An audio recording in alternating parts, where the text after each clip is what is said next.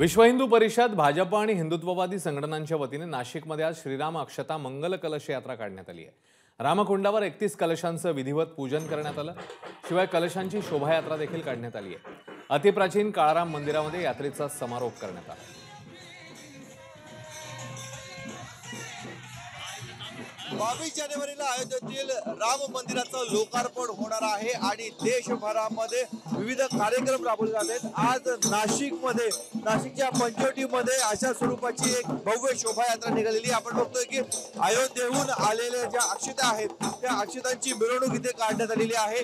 31 महिला आहे, प्रत्येक महिलेच्या डोक्यावर ह्या अक्षता ठेवण्यात आलेल्या आहेत। रामकुंड परिसरामध्ये याची विधिवत पूजा करण्यात आली आणि विधिवत पूजा केल्यानंतर रामकुंडापासून पंचवटीच्या मार्गाने ही मिरवणूक आता निघालेली आहे। शोभायात्रा थोड्याच वेळामध्ये ही काळाराम मंदिरामध्ये जाणार आहे।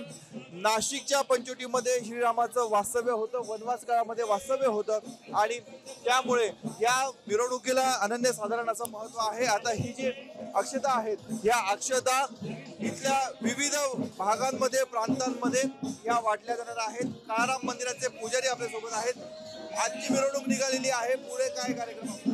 जी अयोध्येमध्ये प्राणप्रतिष्ठा होणार आहे त्या प्राणप्रतिष्ठेचं सर्व नगरजनांना, सर्व देव भक्तांना, सर्व वसुंधरेच्या सजीवांना आमंत्रण देण्यासाठी मंगल अक्षता कलश म्हणजे मंगलरूपी ह्या अक्षतांचं आमंत्रण प्रत्येक नागरिकाच्या घराघरांपर्यंत हे पोहोचणार आहे। तर त्याच अनुषंगाने आज नाशिक शहरामधील या मंगल कलशांची मिरवणूक रथयात्रा रामकुंडापासून सुरुवात होऊन ही काळाराम मंदिरापर्यंत होणार आहे। एकूणच नाशिकमध्ये अयोध्येतील राम मंदिर लोकार्पण सोहळ्याचा उत्साह हा मोठ्या प्रमाणात बघायला मिळतोय। कॅमेरामॅन मयूर वारगेसह मुकुल कुलकर्णी, एबीपी माझा, नाशिक।